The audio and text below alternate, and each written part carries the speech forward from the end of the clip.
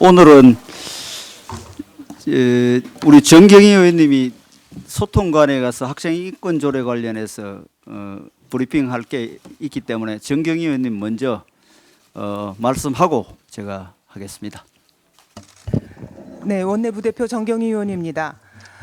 검찰은 입시비리 공범 조민을 즉각 기소하라라는 요지로 말씀드리겠습니다. 조국 전 법무부 장관의 딸 조민의 입시비리 주요 혐의에 대한 공소시효가 오는 8월 26일 만료됩니다. 그런데도 검찰은 조국 전 장관 부부 두 사람 모두의 공소장에 입시비리 공범으로 기재된 조민에 대해 기소조차 하지 않고 있습니다. 오히려 피의자의 반성 태도가 기소 여부 결정에 제일 중요하다며 사실상 조민을 기소 유예하려는 듯한 태도를 보여 국민들의 공분을 사고 있습니다. 검찰에 묻습니다. 언제부터 대한민국이 피의자가 반성하면 기소 안 하는 나라가 되었습니까? 숙명여고 내신 조작 사건의 경우 교무부장인 아버지뿐만 아니라 당시 고3으로 17세인 미성년자 쌍둥이 자매까지 정식 형사 기소한 검찰입니다. 그런데 조민의 경우 어머니 정경심 씨가 대법원에서 징역 4년 확정 판결을 받았음에도 기소하지 않았고 아버지 조국 전 장관이 1심에서 징역 2년 판결을 받았음에도 기소하지 않았습니다. 조국 딸이 무슨 벼슬이라도 됩니까? 이러니 방탄조국이라는 말이 나오는 것 아니겠습니까? 100번 양보해서 검찰이 주장하는 피의자의 반성하는 태도라는 기준에 비춰봐도 조국 일가는 진정성 있는 사죄나 반성은커녕 입시비리 자체를 끝까지 부정하고 있습니다. 조국 1심 재판부는 판결문에서 조 전 장관이 법정에서까지도 객관적인 증거에 반하는 주장을 하면서 그 잘못에 여전히 눈 감은 채 진정한 반성의 모습을 보이지 않는다고 적시했습니다. 그런데도 조국 전 장관은 항소를 했고 딸 조민은 방송과 유튜브 등에 출연해 떳떳하다, 부끄럽지 않게 살았다고 강변하는가 하면 아예 자신의 유튜브 채널을 개설해 팬덤을 과시하며 음원까지 발표하는 등 반성과는 전혀 거리가 먼 행태를 보여왔습니다.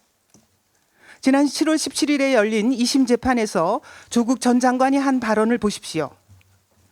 생업에 종사하느라 몰랐다. 남편과 아버지라는 이유로 하지 않은 것을 책임지라는 것은 사실상 연좌제다. 이뿐이 아닙니다. 조 전 장관은 25일 서울대 교수직 파면 처분에 불복해 교원 소청 심사를 청구했는데 이와 관련해 서울대의 성급하고 과도한 조치에 깊은 유감을 표한다고 발언했습니다. 교수직에서 해임된 후 파면될 때까지 장장 3년 5개월간 단 1시간도 강의하지 않고 무려 1억 686만 원의 급여를 꼬박꼬박 챙겨간 사람이 한 말 치고는 너무도 뻔뻔합니다. 피의자로서 반성하는 태도가 여기 눈꼽만큼이라도 있습니까? 이러니 조민이 공소시효를 한 달 앞두고 이제 와서 부산대 고려대를 상대로 냈던 입학 취소 불복 소송을 취하한다고 한들, 그리고 아들 조원이 석사학위 반납이라는 원칙적으로 불가능한 것을 연세대에 일방 통보한다고 한들 국민들께서는 조국 일가가 어떻게든 검찰의 기소만 피하고 보자는 꼼수를 부린다고 비난하시는 겁니다. 조국 일가의 거짓과 위선은 그 끝이 도대체 어디입니까? 범죄 혐의자를 기소하는 것은 결코 흥정의 대상이 되어서는 안 됩니다.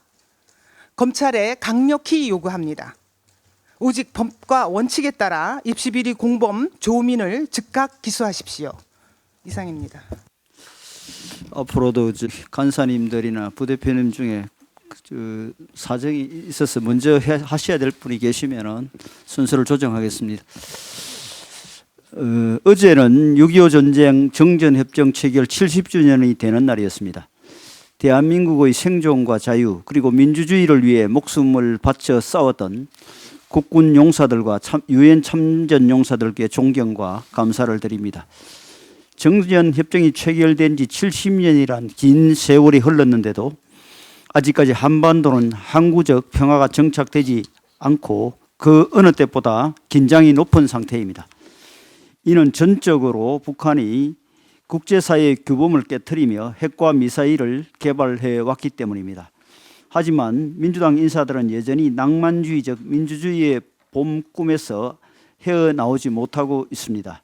어제 국회에서는 정전 70년 다시 평화라는 제목 아래 야권 성향 학술회의가 열렸습니다.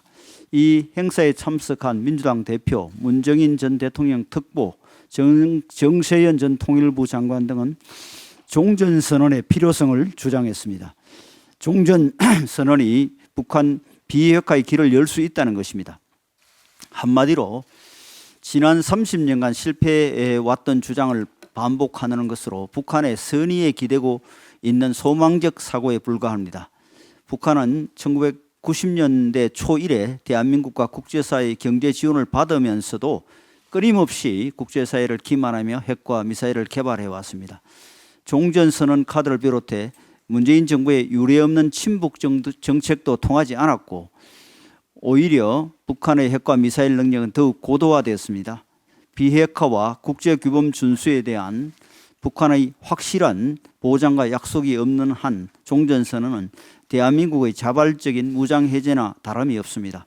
평화협정으로 이어지는 종전선언은 필연적으로 북한의 유엔사 해체 요구로 이어질 것입니다. 유엔사가 해체되면 유엔이라는 하나의 깃발 아래 우방국들이 국제법적 정당성을 갖고 대한민국을 돕는 일이 어려워집니다. 주일 미군 7개 기지를 유엔사 후방 기지로 사용하는 것도 어렵게 됩니다. 한마디로 대한민국의 자유를 위해 22개 나라가 일치 단결해 싸웠던 6.25 당시와 같은 국제적 연대도 도저히 기대할 수 없게 되는 것입니다. 그렇기 때문에 북한은 유엔사 해체를 간절히 원하고 있습니다. 핵을 포기하지도 않고 국제사회에 신뢰할 수 있는 국가임을 증명하지도 못한 북한에 이러한 유엔사 해체를 가져올 종전선언을 선물하겠다는 것은 나라의 안보를 포기하겠다는 말과 마찬가지입니다. 정전 70년을 맞이한 지금 우리 국회가 해야 할 일은 북한 비핵화 결의이지 종전선언 결의가 아닙니다. 법 위반이 하나도 밝혀진 게 없고 국토부에 의해 이미 모든 자료가 공개된 서울 양평 고속도로 사업에 대해 황당하게도 민주당이 국정조사 요구서를 제출했습니다.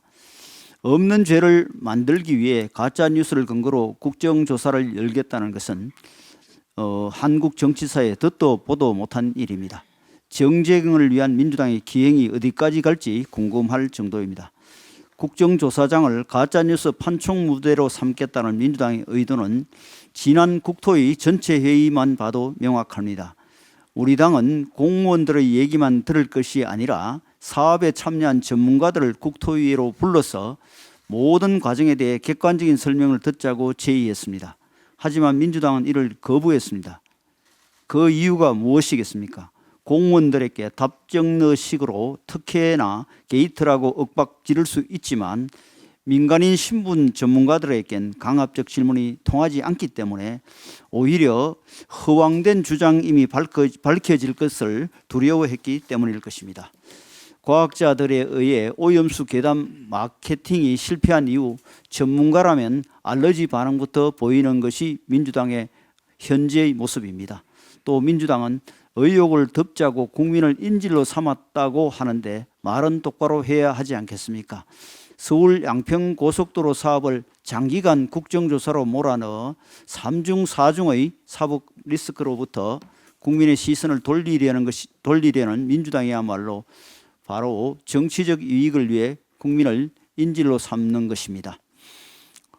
우리 당의 입장은 명확합니다.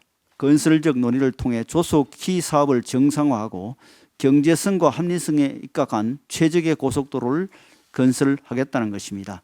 이를 위해서라면 새벽까지 이어졌던 수요일 국토위와 같이 몇 번이고 국토위를 열 의사가 있습니다. 정부 또한 사업 정상화를 위한 전문가 검증과 주민 의견 수렴 과정에 민주당이 전문가를 추천한다면 함께 논의하겠다는 입장입니다. 민주당은 어떤 명분도 없는 정쟁용 국정조사로 폭염에 지친 국민의 짜증을 돋우지 말고 정상적인 논의의 장으로 돌아오길 바랍니다. 우주항공청 관련해서 간단하게 말씀드리겠습니다. 지난 5월 누리호 발사 3차 발사가 성공하면서 본격적인 우주 개발의 도약대가 마련되었지만 국회가 결정적인 걸림돌이 되고 있습니다. 어제 과기부는 우주항공청의 규모, 조직, 운영 등에 관한 기본 방향을 상세히 발표했고 과방위에서도 전체 회의를 열어 과기부와 핵심 기관들을 대상으로 관련 질의를 진행했습니다. 그러나 민주당 의원들은 끝내 과방위의 모습을 보이지 않았습니다. 나라의 미래가 걸린 우주 개발의 중요한 방향성을 정해야 할 시점에 거대 야당이 논의에 참여조차 하지 않는 것은 변명의 여지 없는 책임 방기입니다. 몇 개월 동안 민주당은 KBS 수신료 분리징수, 방통위원장 지명 등 우주 개발과 상관없는 방송 정책을 이유로 과방위를 파행시키고 우주항공청 특별법을 볼모로 잡고 있습니다.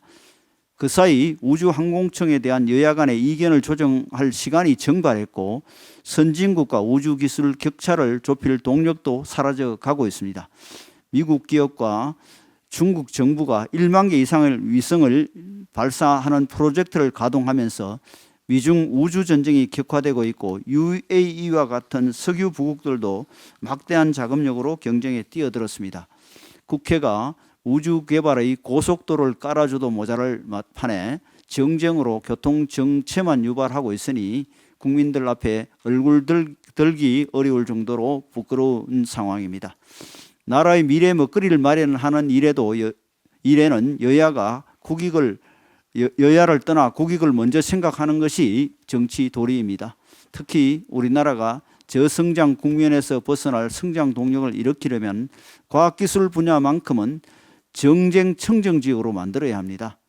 정부가 우주항공청의 상세한 청사진을 제시했고 야당의 요구대로 안건 조정위도 구성되었으니 민주당은 더 이상 법안 심사를 거부할 명분이 없습니다. 지금까지 허송세월한 것을 생각하면 밤을 새워서라도 이견을 조정해 하루속히 통과를 시켜야 합니다. 한국판 나사의 출범을 고대하는 국민들의 기대에 부응해 8월 국회에서는 반드시 우주항공청 특별법이 제정되기를 기대합니다. 네, 어제 국회 본회의에 서울 양평고속도로 노선 변경 진상규명 국정조사 요구서가 보고됐습니다. 민주당 의원 전원이 국정조사 요구자로 이름을 올렸습니다. 그 전날 국토위 현안 질의를 자정 넘겨가며 해놓고 기다렸다는 듯이 국정조사 요구서를 제출한 것입니다. 답정너식으로 이미 결론을 정해놓고 상임위에서 국색 맞추기로 현안 질의를 한 것뿐이었습니다. 서울 양평고속도로 노선 변경 검토는 문재인 정부 때 이루어졌음이 밝혀졌는데도 민주당은 어깃장 정치를 계속하고 있습니다. 국정조사 범위에 대통령 처가 특혜 의혹 인물들에 대한 토지 취득 경위, 목적, 형질 변경 등 전수조사 항목이 있는데 부지 용도 변경은 민주당의 전매 특허가 아닌지 묻습니다. 이재명 대표가 성남시장이던 시절 백현동 개발 사업을 추진하면서 민간업자에게 유리하도록 부지 용도 변경을 해준 의혹의 전모가 검찰 수사를 통해 밝혀지고 있고 관련 인물에 대한 재판도 현재 진행 중에 있습니다. 그런 이재명 대표가 국정농단 운운하니 참으로 할 말이 없습니다. 문재인 전 대통령은 또 어떻습니까? 대통령 재직 시에 땅의 용도를 변경해서 퇴임 후에 살 집을 짓지 않았습니까? 민주당은 도둑이 경찰 흉내내는 행태를 중단하기 바랍니다. 민주당이 터무니없는 가짜뉴스를 부풀려 얼음장을 놓고 국정조사를 하겠다는 마당인데 어떻게 서울 양평고속도로 건설을 쉽게 재개할 수 있겠습니까? 양평 주민들께 피해만 끼치는 국정조사가 될 뿐입니다. 민주당이 답정너 국정조사를 벌린 이유는 너무나도 뻔합니다. 8월 소환서를 물타기 위한 국민 전환용 국정조사이고 결국 이재명 대표 방탄이 목적인 것입니다. 사법 방해가 판을 치고 국정조사라 물타기를 하려 해도 진실의 시간을 되돌릴 수는 없습니다. 민주당은 가짜뉴스 공장문을 즉시 닫고 반대를 위한 반대, 이재명 방탄을 위한 국정조사 요구 지금이라도 철회하기 바랍니다. 우주항공청 특별법이 거대 야당의 어처구니 없는 목리에 걸려서 하염없이 표류하고 있습니다. 세계 주요국들은 우주 선점을 위해서 치열한 경쟁을 마다하지 않는데 대한민국의 주요한 미래 먹거리인 우주항공 산업은 야당의 발목에 잡혀 있는 현실이 그저 참담하기만 합니다. 얼마나 답답했으면 경남도민 200여 명이 신속한 법안 처리를 촉구하며 국회 상경투쟁까지 벌였겠습니까? 우리 국민의힘은 특별법의 신속한 통과를 위해서 민주당이 요구한 안건 조정위도 즉각 수용했습니다. 그럼에도 어제 안건 조정위는 민주당의 불참으로 열리지도 못했습니다. 우주 항공산업 육성은 지난 대선 때 이재명 후보의 핵심 공약이었습니다. 지난 5월 누리호 3차 발사 성공으로 우리나라는 우주 7대 강국으로 도약하는 계기를 마련했지만 우주 선진국과의 격차를 좁히려면 아직도 가야 할 길이 멀고도 험합니다. 민주당은 7대 우주 강국으로 가는 길을 더 이상 막지 말기 바랍니다. 민주당은 지난 대선 때 국민들께 드렸던 우주항공청 설립 약속을 지켜줘야 합니다. 더 이상 시간만 질질 끌지 말고 조속히 법안 심사에 나서주기 바랍니다.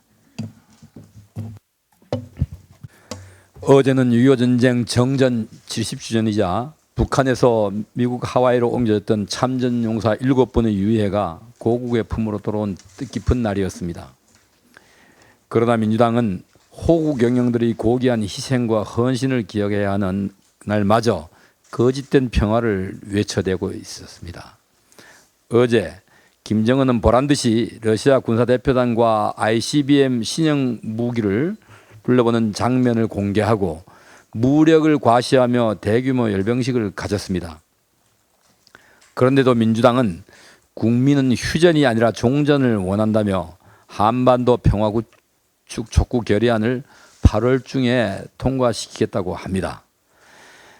70년이 지난 지금까지도 여전히 북한의 무력 도발이 현재 진행 중임에도 불구하고 민주당의 더러운 평화론에 5천만 국민의 안위와 국가의 안보가 위협받고 있습니다.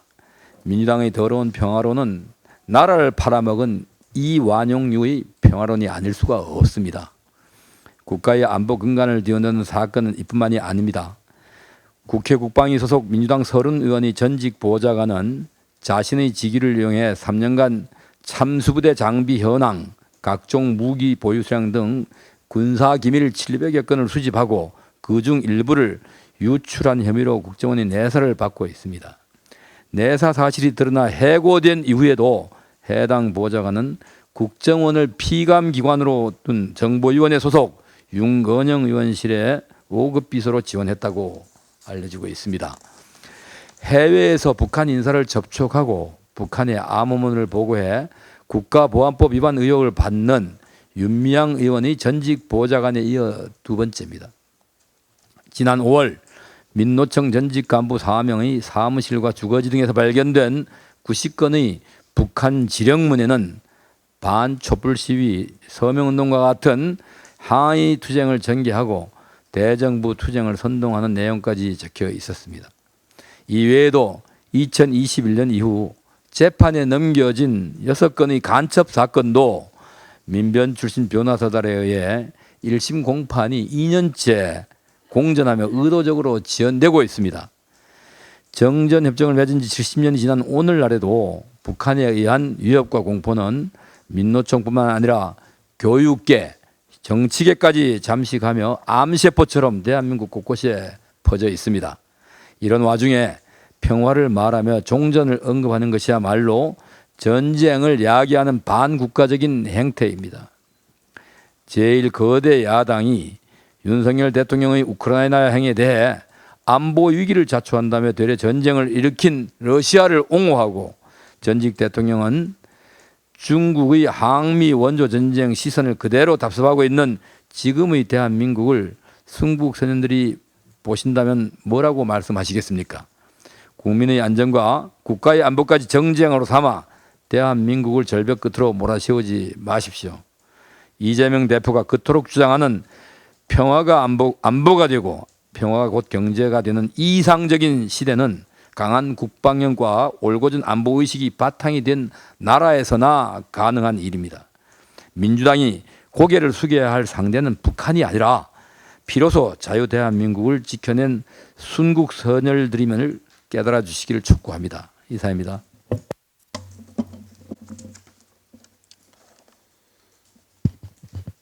혁신위의 혁신안에 침묵 또는 미지근한 반응을 보이던 이재명 더불어민주당 대표가 새로운 혁신안에 적극적인 태도를 취하고 있습니다. 그 혁신안은 바로 체포동의안 기명 표결입니다. 민주당은 18일 의원총회에서 정당한 영장 청구라는 단서를 붙여 불체포 특권 포기 아닌 포기 꼼수를 부리더니 이제는 체포동의안 기명투표로 비명계 의원들의 소신투표를 원천 차단하려는 꼼수를 부리고 있습니다.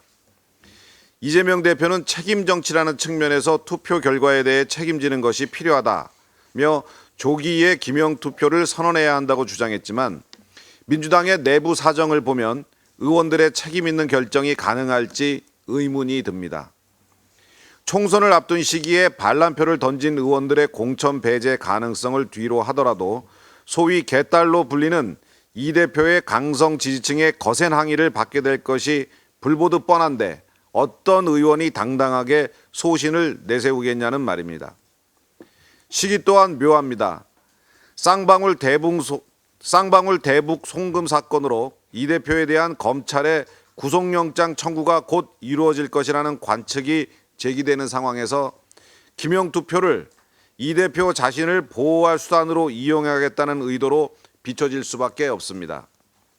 정말로 이 대표가 책임 정치를 내세우고 싶다면 지금이라도 당장 꼼수 아닌 불체포 특권 포기 선언을 하기 바랍니다. 감사합니다.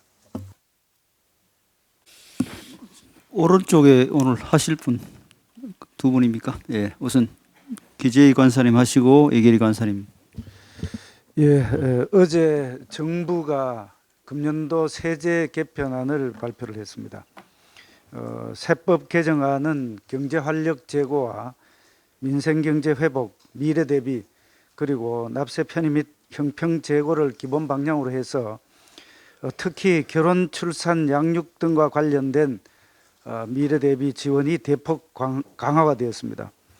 그 세부 중요한 내용을 보면은 혼인에 따른 증여재산 공제 신설, 출산 보육 수당 비과세 한도 상향, 그리고 영유아 0세에서 6세까지 의료비 전액 공제 한도 폐지, 산후 조리 비용 의료비 세액 공제 요건 완화 등이 포함되어 있습니다. 통계청에 따르면은 최근 까지의 금년 5월까지 출생아 수를 보면은 전년 대비해서 1,069명이 줄어들어서 90개월 연속으로 감소한 것으로 이렇게 나타났습니다. 참고로 작년도 출생아가 24만 9천 명에 또 합계 출산율은 0.78에 불과하다는 말씀을 드립니다. 그로 인해서 자연 인구 감소도 43개월째 이어지고 있습니다. 매우 심각한 상황입니다. 이런 때에 세법 개정안이 혼인 및 출산, 장려, 육아 등에 대한 지원을 강화한 것은 참으로 다행하다고 생각합니다. 아울러서 경제 활력 제고, 민생 안정을 위한 수출 투자, 고용 지원, 소상공인, 중소기업 지원 등도 확대된 안이 발표가 됐습니다. 어려운 경제 여건 속에서 기업의 성장을 위한 발판을 마련하면서도 서민 부담은 경감시켰다는 그런 내용이 되겠습니다. 특히 이 세부담 기책을 보면은 전체 마이너스 4,719억 중에서 서민 중산층은 이거보다도 훨씬 더 큰 6,302억 원에 이르고 있습니다. 그럼에도 불구하고 민주당은 이번 세법 개정안에 대해서 고민의 흔적이 전혀 보이지 않는 빈 껍데기 개정안이라고 악평을 내고 있습니다. 더불어민주당은 비판을 위한 비판에 당력을 소모할 것이 아니라 당면한 인구 문제 해결, 서민 중산층에 대한 지원 강화, 경제 활력 제고를 위한 노력에 함께 적극 협조해 주시기 바랍니다. 이상입니다. 송원석 군.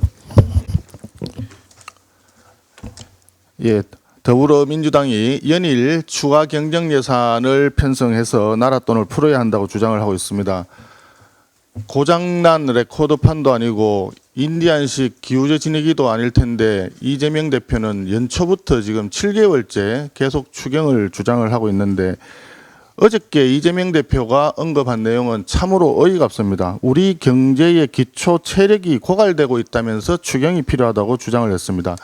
지난 문재인 정부 5년간 족보에도 없는 소득 주도 성장을 주장을 함으로써 경제의 기초 체력을 완전히 망가뜨린 정부로서 그런 말이 나오는지 이해가 할 수 없습니다. 지난 문재인 정부 때 재정을 통한 현금 풀기 말고 경제에 어떤 일을 했는지 저는 아는 바가 없습니다.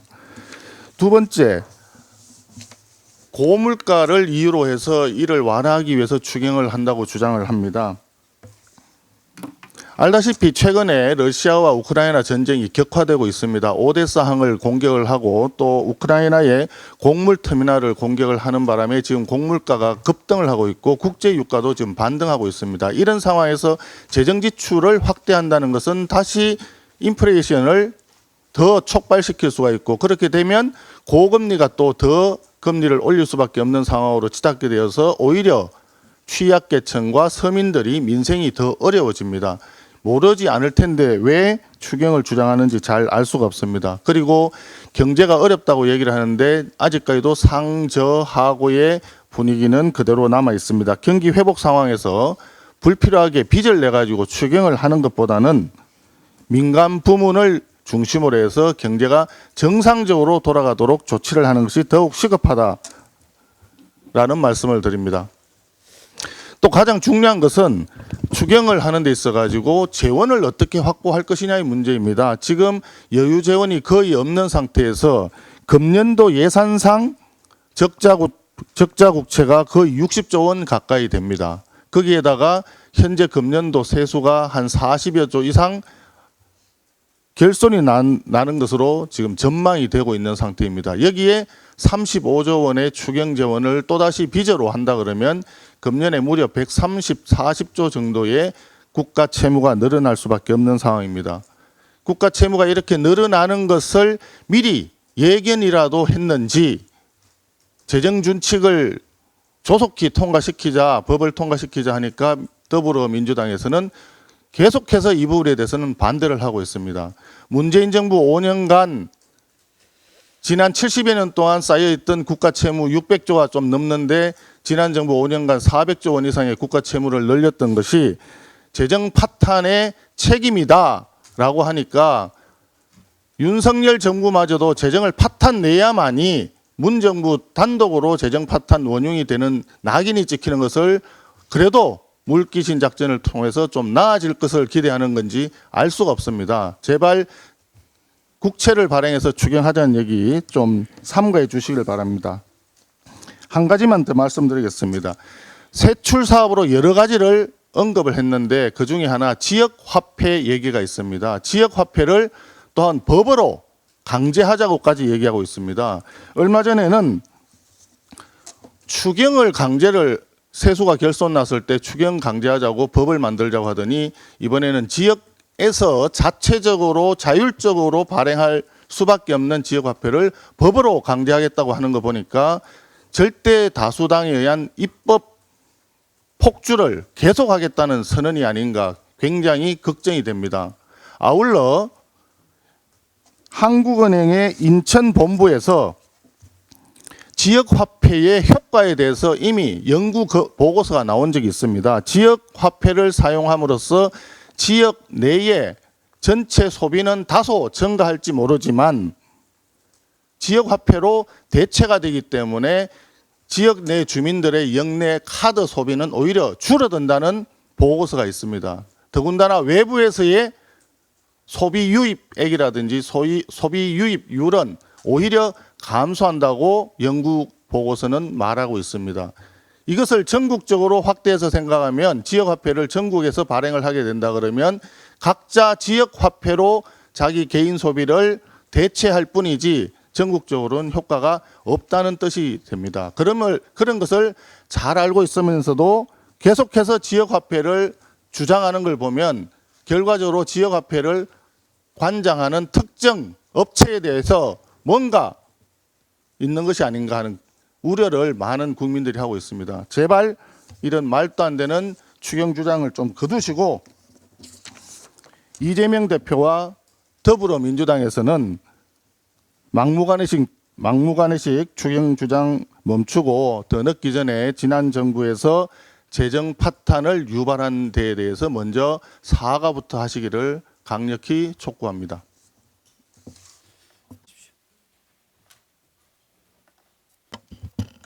네, 국토위 김정재 의원입니다. 민주당의 생태 정치가 도를 넘고 있습니다. 지난 26일 국토위 상임위에서 민주당은 자정을 넘어 차수 변경까지 해가면서 새벽 질의를 이어갔습니다. 한마디로 시간 때우기였습니다. 아무것도 새롭게 나온 것도 없습니다. 그리고 전문가를 증인으로 배석시키자는데 결코 동의하지 않았습니다. 끝까지 반대를 하면서 이것저것 이유만 대나갔습니다. 이유가 무엇이겠습니까? 진실이 밝혀지는 것이 전문가의 입을 통해서 전 국민에게 생방송되는 것을 두려워하는 것입니다. 남은 것은 민주당의 답증너식 생떼쓰기 그 이상도 그 이하도 아니었습니다. 다 아시다시피 서울 양평 고속도로 사업은 수도권 동남권 지역 교통 정체 해소를 위해 추진되는 2조 원 규모의 중요한 국책 사업입니다. 그런데 이 국책 사업을 누가 방해하고 지금 멈추겠습니까? 민주당의 전 현직 대표인 이해찬과 이재명입니다. 지난 6월부터 근거 없는 거짓 뉴스를 퍼뜨렸고 결국 사업을 할래야 할 수 없는 지경으로까지 몰아갔습니다. 정부는 이런 온갖 근거 없는 의혹을 해소하기 위해서 10번의 보도자료 배포와 언론사 현장 브리핑 그리고 관련 자료 일체를 공개하는 전례 없는 유례 없는 노력을 기울였지만 민주당은 정부의 설명을 들을 생각이 아예 없습니다. 이해할 노력도 하지 않습니다. 그들의 목적은 오직 정쟁뿐입니다. 오직 이재명 리스크를 덮기 위한 정쟁에 모든 의원들이 나선 것입니다. 다 아시다시피 야당이 반복해야 되는 가짜 뉴스의 핵심은 바로 이겁니다. 윤석열 정부가 들어선 이후에 서울 양평 고속도로 노선이 갑자기 변경됐다는 것입니다. 그래서 영부인 일가에게 특혜를 주기 위했다고 주장을 하고 있습니다. 이것은 거짓 주장이고 선동일 뿐입니다. 모두 다 엉터리입니다. 먼저 첫 번째, 서울 양평 고속도로의 대안 노선 발굴은 윤석열 정부가 아니라 문재인 정부 때 시작된 것입니다. 객관적인 자료들이 다 나와 있습니다. 먼저 2019년에 예타가 통과되고 2021년 문재인 정권 때입니다. 5월입니다. 예타 보고서에 이미 근본적인 대안 검토가 필요하다. 민원 발생의 우려 등이 있다면서 예타선의 문제점을 지적하고 대안 노선 검토를 이미 시사하고 있습니다. 2022년 1월 문재인 정부입니다. 이때는 타당성 예타 이후에 본 타당성 조사를 앞두고 추진 방침이 나옵니다. 그때도 문재인 정부에서도 최적 대안 노선 선정을 검토해야 한다고 분명히 명시하고 있습니다. 그리고 2022년 3월에 문재인 정권에서 용역업체를 선정을 합니다. 이 용역업체가 그 착수 보고서에도 종점부 노선대 동점부 노선대를 변경하는 것을 검토해야 된다고 예타 노선의 문제점에 대해서 상세히 기재하고 있습니다. 이렇게 모든 예타 통과부터 타당성 조사 추진 또 용역업체 선정까지 모두 문재인 정부 때 이루어진 것입니다. 그럼 지금 민주당의 주장대로라면은 문재인 정권이 김건희 여사 일가에게 혜택을 주기 위해서 굳이 대안 노선을 주장해왔다는 말도 안 되는 지금 억지를 주장하고 있는 것입니다. 물론 예타안과 대안 노선의 장단점은 여러 차례 언론을 통해 방송되었기 때문에 더 이상 말할 필요가 없습니다. 그 마지막으로 이번 여기서 지금 민주당이 주장하는 것 중에 가장 문제가 지금 현재 마치 예타 안에서 지금 대안으로 뭔가 노선이 바뀌었다고 지금 단정적으로 주장을 하고 있습니다만 지금은 정확한 것은 본타당성 조사가 지금 멈춰선 상태입니다. 주민 의견 조사를 앞두고 멈춰선 상태인데 노선이 확실히 정해진 것은 없습니다. 얼마든지 모든 것을 열어놓고 지금 검토 중에 있다는 말씀을 다시 한번 드립니다. 그리고 마지막으로 김건희 여사에게 막대한 이익을 주기 위했다는 것 또한 사실이 아닙니다. 해당 토지는 서울 양평 고속도로와 중부 내륙 고속도로가 연결되는 분기점 북서쪽에 위치해 있습니다. 아시다시피 분기점이라는 것은 IC 진입로와 달리 지가에 결코 호재가 아닙니다. 오히려 매연과 소음으로 악재가 될 수 있습니다. 통상 지역에 고속도로가 신설되면 인근 주역 주민들은 분기점 설치에 강하게 반대를 합니다. 집단 이주도 요구하기도 합니다. 방음백 설치는 당연히 요구합니다. 이주할 경우에 모든 것을 보상해내라고 하고 있습니다. 이런 것은 국회의원이 지역에 도로가 설치되는 걸 한 번이라도 경험한 국회의원이라면 누구나 다 알 수 있는 상식 수준의 것들입니다. 그런데 지금 민주당은 이러한 분기점 설치를 특혜라고 억지를 부리고 있는 것입니다. 그리고 해당 토지는 수변구역으로 개발 행위가 사실상 불가능한 지역입니다. 이번 상임위를 통해서 밝혀질 것은 다 밝혀졌다고 생각을 합니다. 그럼에도 불구하고 지금 민주당은 국정감사도 아닌 상임위 전체회의에서 증인 참고인에 대해서 선서를 요구하면서 위증에 대한 처벌을 담보하지 않으면 절대 전문가를 부를 수 없다고 목리를 부렸었습니다. 그리고 나서는 다시 지금 국정조사를 요구하고 있습니다. 한마디로 정쟁을 하자는 것입니다. 민주당은 제발 정신을 차리기 바랍니다. 아직 노선이 확정된 것이 아닙니다. 이제는 생떼 정치, 선동 정치를 그만두고 정쟁으로 멈춰버린 국책 사업을 하루빨리 전문가의 영역으로 넘겨서 사업을 재개할 수 있도록 거짓 선동 정치를 중단해 주시기 바랍니다. 만약 지금과 같이 지속적으로 선동을 계속한다 그러면 반드시 내년 총선에서 국민들이 심판할 것이고 양평 군민들이 더 이상은 묵과하지 않는다는 것을 다시 한번 말씀드리고 이 도로가 조속히 재개되기를 저희 국민의힘은 최선을 다해서 노력을 하겠습니다. 이상입니다. 가방의 간사 박승중 의원입니다. KBS 최경영의 최강시사, MBC 신장식의 뉴스하이킥, MBC KBS 라디오 두 프로를 대표적으로 뽑아봤습니다. 이런 친야 패널을 최대 14배 이상 출연시켜서 악의적인 정부 비판 프레임을 조작을 자행하고 있습니다. 공영방송이 아니라 민주당 민노총 정파방송으로 완전히 전락했습니다. 방심위는 손 놓고 있습니다. 따라서 방심위원장, KBS 사장, MBC 사장은 사퇴해야 된다, 이런 내용입니다. KBS 최강시사, MBC 뉴스 하이킥에 대해서 패널의 불균형성, 첫째, 두 번째는 사회자의 정파성, 셋째, 방송의 왜곡, 편파성, 이런 세 가지 분야로 한번 분석을 해봤습니다. 해보니까 공영방송이라 하기에는 정말 민망할 정도입니다. 패널도 최대 14배 차이를 두고 있습니다. 공영방송이 완전히 민노총, 민주당 정파방송으로 완전히 전락했다. 저희들이 분석한 것은 2023년 6월 7일부터 7월 24일까지 48일간을 두 개의 방송을 분석을 했습니다. 분석 프로그램의 주요 내용은 후쿠시마 오염수 방류, 첫째. 두 번째는 양평고속도로 종점 변경 논란. 셋째는 수신료 분리징수. 넷째는 윤석열 대통령의 공정수능 지시. 다섯째는 수해 대응 및 복구 등 이런 민감한 5가지 사항에 대해서 집중적으로 분석을 해보니까 정말 한쪽 시각을 전달하거나 허위 왜곡 가짜뉴스를 서슴지 않고 자행하는 것으로 드러났습니다. 우선 KBS 최강 시사 패널 관련입니다.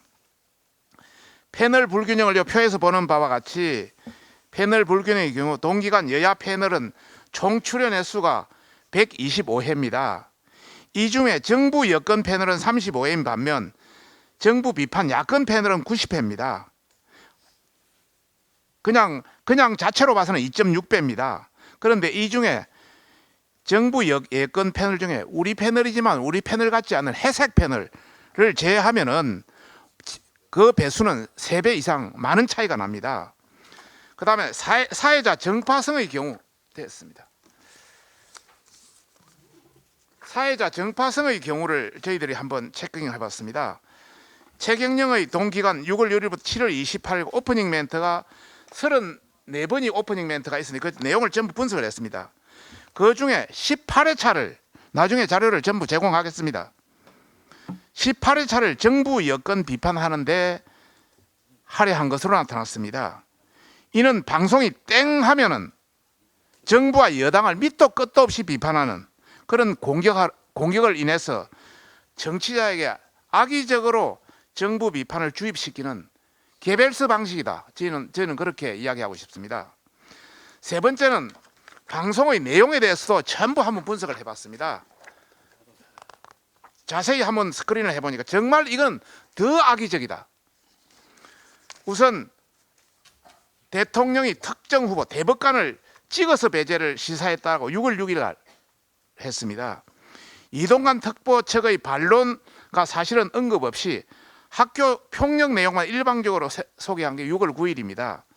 수능 공정과 관련해서도 조롱희화하며 본인의 생각과 다른 반국가 세력이라고 지칭하는 원색적 비난을 했습니다. 이게 6월 30일자입니다.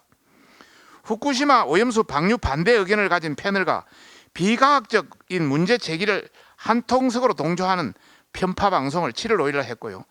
김건희 여사 관련해서는 무죄 무혐의 결정 혹은 진행 중인 사안들도 사실로 호도하면서 대내외의 어려운 경제 상황과 경강부회식 연가를 통해서 흠집 내기에 여념이 없어 7월 10일입니다. 특히 땅 투기에 대해서 국민 보편 정서를 언급하면서 김 여사 일가 소유의 양평 토지 일가를 투기로 규정하는 7월 12일자입니다. 김 대통령의 지역 일정에 천자가 들어가면 천공 방문이라고 편향적 주장을 한 게 6월 19일자입니다.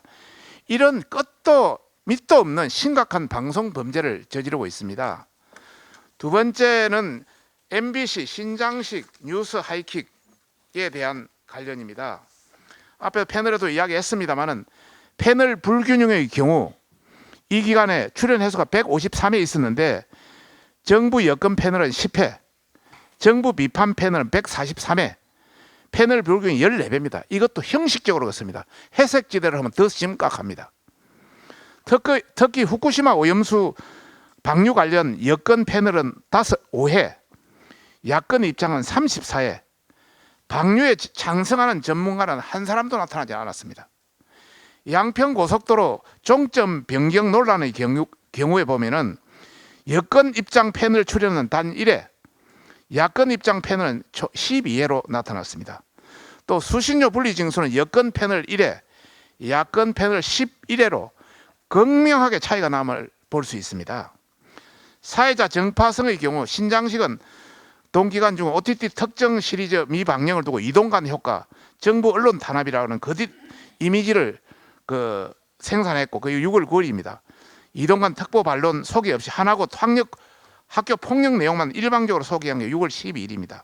후쿠시마 오염수 검증 관련 도쿄 전력 IAEA 답정너 결론이라고 사실을 호도하기로 6월 13일입니다. 그리고 사회보장 전략회의 당시 대통령 발언을 두고 야권 주장에 동조하면서 규제 완화를 지옥문이 활짝 여는 것으로 보인다. 이런 저질스러운 프레이밍을 자행했습니다. 그 6월 14일입니다. 뭐 이런 게 내용들이 계속돼 있고요. 일단 박 박사님 조금 다 생략하겠습니다. 마무리 좀 해주세요. 예, KBS, MBC 공정성이 이렇게 무너져 있는데도 정연주 방심위원장은 이들을 잡기는 이들을 옹호하고 있습니다. 따라서 정영주 방심위원장은 공영방송을 망친 책임을 지고 사퇴해야 할 것이고 KBS 김희철 사장, MBC 안영준 사장 또한 대한민국 공영방송을 민노총 민주당 정파방송으로 전락시킨 책임을 지고 당장 사퇴해야 된다고 강력히 경고하는 바입니다.